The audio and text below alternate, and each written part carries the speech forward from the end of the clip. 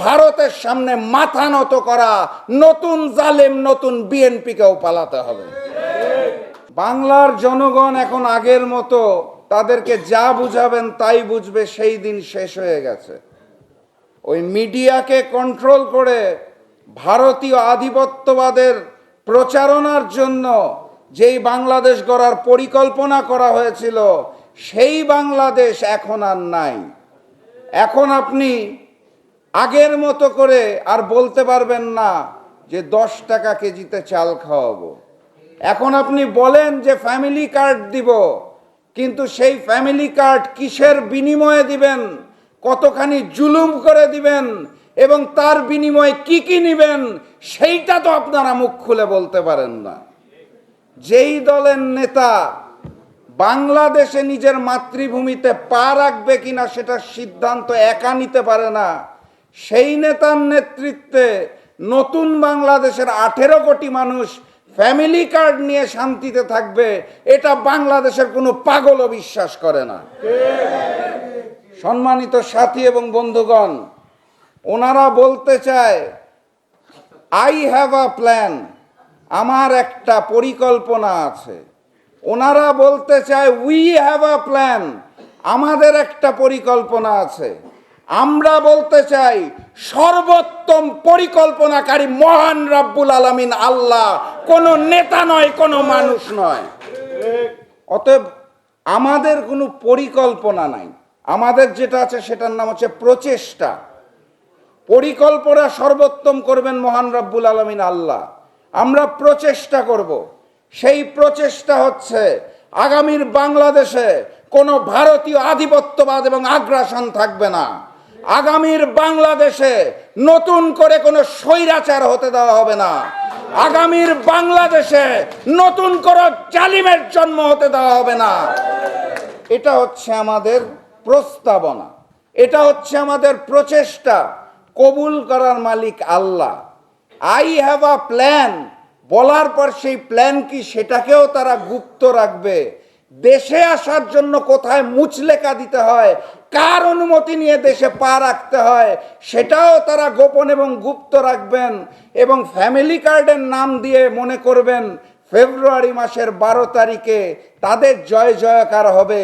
তাহলে আমি স্মরণ করিয়ে দিতে চাই, এরকম স্বপ্ন দেখলে ফ্যাসিস্ট শেখ হাসিনা যেভাবে পালিয়েছে, একইভাবে ভারতের সামনে মাথা নত করা নতুন জালেম নতুন বিএনপিকেও পালাতে হবে।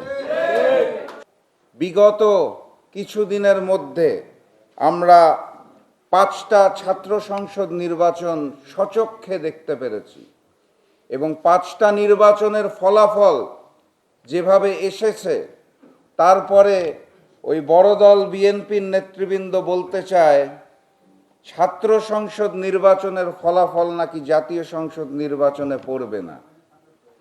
আমার কেন জানি মনে হচ্ছে আর কিছুদিন পর জাতীয় সংসদ নির্বাচন ফেব্রুয়ারির 12 তারিখের পরে ওই বিএনপি নেতাদেরকে বলতে হবে জাতীয় সংসদ নির্বাচনের ফলাফল আগামী স্থানীয় সরকার নির্বাচনে পড়বে না, এবং স্থানীয় সরকার নির্বাচনের পর তাদেরকে বলতে হবে যে স্থানীয় সরকার নির্বাচনের ফলাফল আগামী ছাত্র সংসদ নির্বাচনে পড়বে না।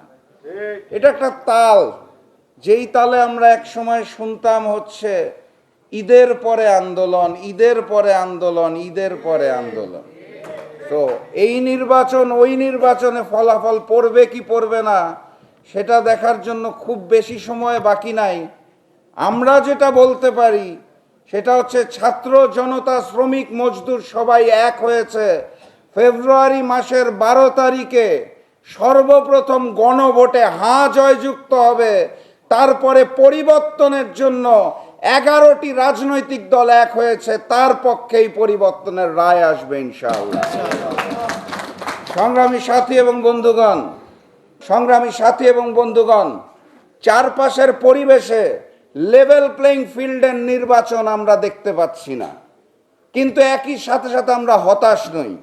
আমরা হতাশ নই কারণ হচ্ছে 24 পরবর্তী বাংলাদেশ, নতুন ছাত্র জনতা শ্রমিক সম্প্রদায় এখন সচেতন এই যে আমাদের সামনের কাতারে যারা বসে রয়েছেন মঞ্চে, আমি বিশ্বাস করি যদি প্রয়োজন হয় তাহলে আজকে ছাত্রনেত্রী লামিয়া সেদিন খালেদা জিয়া রূপান্তর হবে।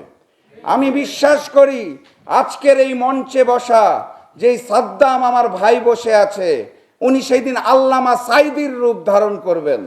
আমি বিশ্বাস করি এই মঞ্চে যে মারজান বসে আছে, সেই মারজান সেদিন মৌলানা ভাসানীর রূপ ধারণ করবেন।